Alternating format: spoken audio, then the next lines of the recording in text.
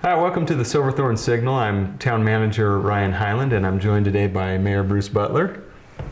Great to be here, Ryan. Thanks. Thanks, Mayor.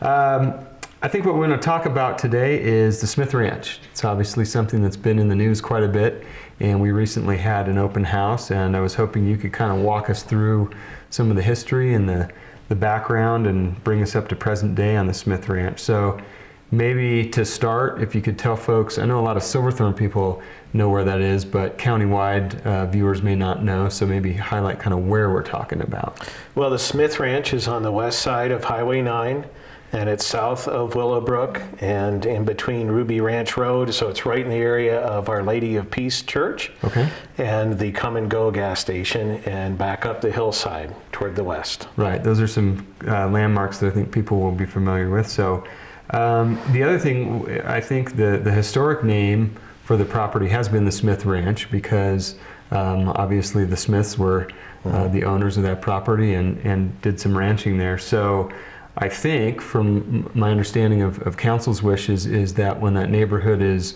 constructed, that will be the name. Well, Silverthorne has a big ranching history, and the last time this project was seriously considered back in the 2006 to 2008 range, there was some talk about changing its name and so forth, but I think where the town council is at the moment is let's acknowledge the family, let's acknowledge the history, and let's not confuse people by changing the name of something that we're all familiar with.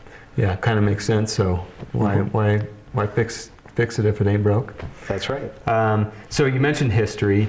Maybe talk a little bit about the history of how the town acquired the property and when that occurred and a little background. Well, this was originally brought to the town as part of a broader development that included some potential development on the east side of the valley. And it was originally thought that there might be a school and some other amenities that were in along with this. And of course the housing itself. And that got fairly close to happening, but as many people will recall, we hit a fairly large recession, and some of the development plans changed, and so did the plans for Smith Ranch. And following the recession, the town had an opportunity to go in and to purchase this property and to put some zoning on it so that it would be always anticipated that this would become workforce housing in the future. And there were really two parts to that property. The first part that was purchased and basically land bank through the 1A funds, or 5A funds, excuse me, was the residential part. And then there was a second component, which is about 11.25 acres, and that's a commercial component. And that's also currently held by the public, by the town. Right, and so you mentioned land banking, and in 2008 I think the council adopted a strategic housing plan, and maybe talk a little bit about that. I think that was one of the critical tools in that toolbox, if you will, was land banking.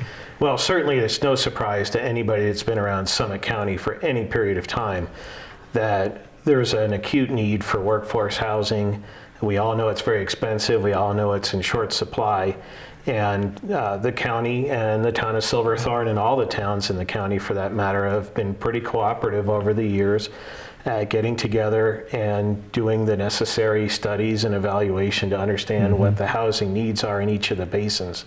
And certainly there's no question that there's a need in the lower blue as well as everywhere else in the county. Sure, and I think you talk about countywide and the location of Smith Ranch, and I think we can probably put up a map. A lot of folks may think that's kind of on the northern end. When you look at the map, the Smith Ranch is actually in the heart of our community. It's actually perfectly located for all of the amenities that we have and transit and all those things. It's really a great location.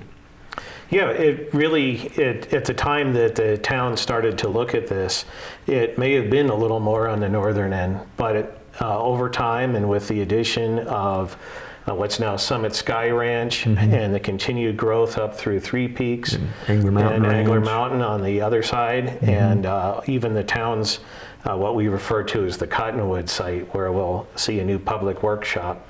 It has become a lot more central to the rest of the community, and that's really important because in the end, what we're trying to do here is to continue to build and improve our community. And I've always told folks that we have a great community, community's people. What we've lacked over the years to some extent is a coherent identity, and we're working on that right now. And this is certainly a great way to build our community and to support our businesses and our residents. Absolutely. One of the things, great foresight by the council years back to land bank 50 acres really in the heart of town. That's how we're able to do this. But it's been a few years, and so I think a lot of folks have driven by and wondered why aren't we doing housing out there? So maybe talk a little bit about the shift in dynamics of funding recently with the new 5A versus the original 5A. Right. Well, it's always difficult to understand exactly when you should start a project, and there's no question that as the economy's gone through downturns and upturns, that debate still rages on. But having said that, the voters of Summit County spoke very loudly. They approved additional tax specifically for construction of workforce housing. And I think the town of Silverthorne, as well as the county and all the other towns, have heard that loud and clear.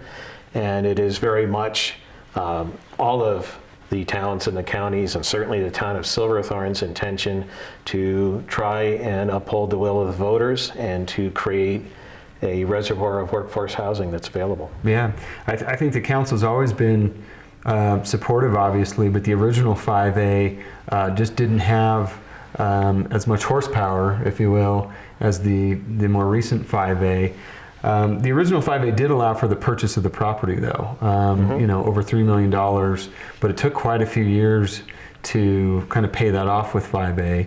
So you get the new 5A, you get a new shot in the arm. Talk a little bit about, that brought about looking at the property in a different light and saying, okay, now we can accomplish this.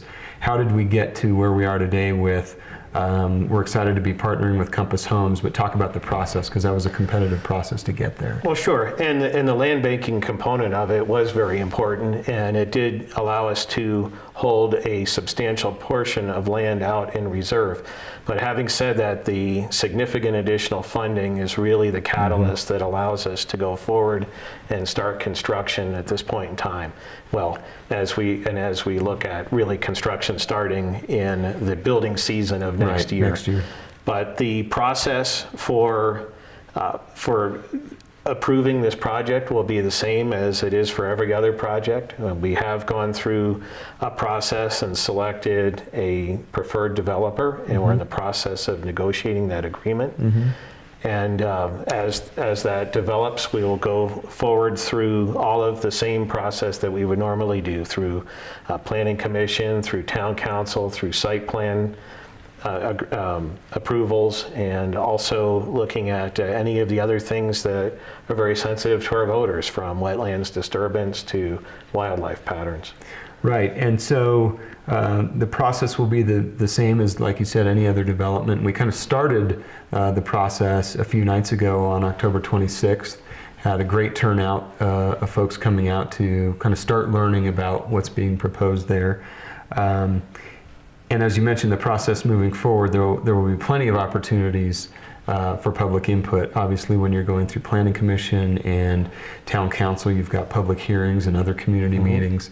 So we probably should, we can do this a couple times while we're talking about this, but if people are interested as they're looking at the plans, which are on our website, folks can go and look at all of the boards that were presented at that public meeting. Give me a call, give you a call, call your favorite council member, or we'll put up on the screen here, Lena Lesmus is our senior planner, and so she is one of the folks that's working on this project. So you can give her a phone call, shoot her an email, or again, stop by town hall. We're always there, and we really do want to get folks' feedback on that. Maybe we'll take a quick break, and then we come back. Maybe we can talk a little bit about the site plan and some of the details that were discussed at the open house the other night. Okay, sounds great. All right, we'll be right back.